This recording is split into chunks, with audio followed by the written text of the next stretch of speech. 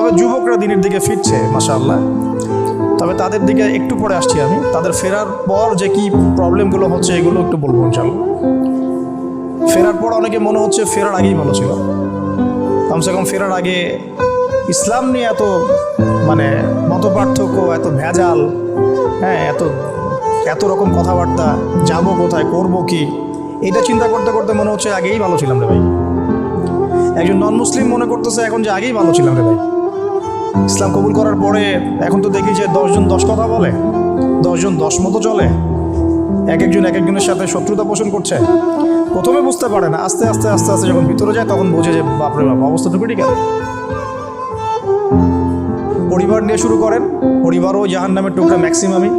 Maximum পরিবারের মূল উদ্দেশ্য এখন একটা বাড়ি করা, একটা চাকরি, একটা সুন্দরী মেয়ে বিয়ে করা, আর মেয়েরও টার্গেট থাকে একটা টাকাওয়ালা ছেলে বিয়ে করা, জমি জমা করা, স্ট্যাটাস, হালাল হোক আর হারাম হোক, যে কোনো উপায়ে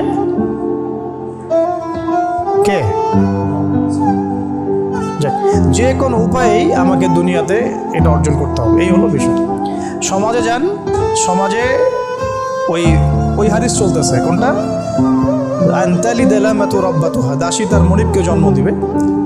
এটার ব্যাখ্যা আমরা যেটা বুঝি যে সমাজে ন্যায় অন্যায়, হক বাতিল, সত্য মিথ্যার মানদণ্ডটাই উল্টা যাবে।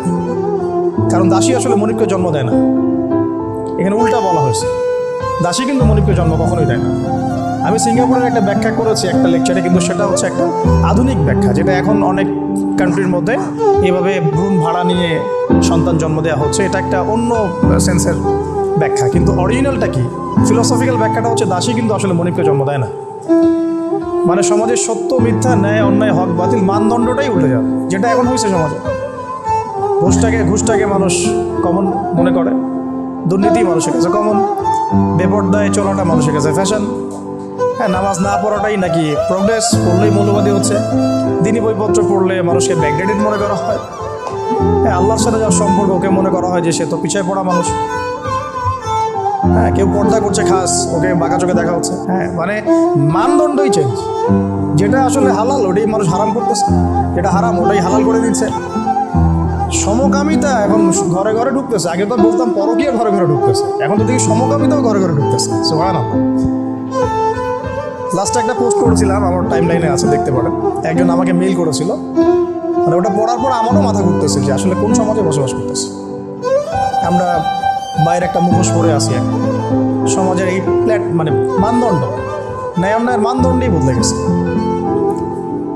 এইসবের বাইরে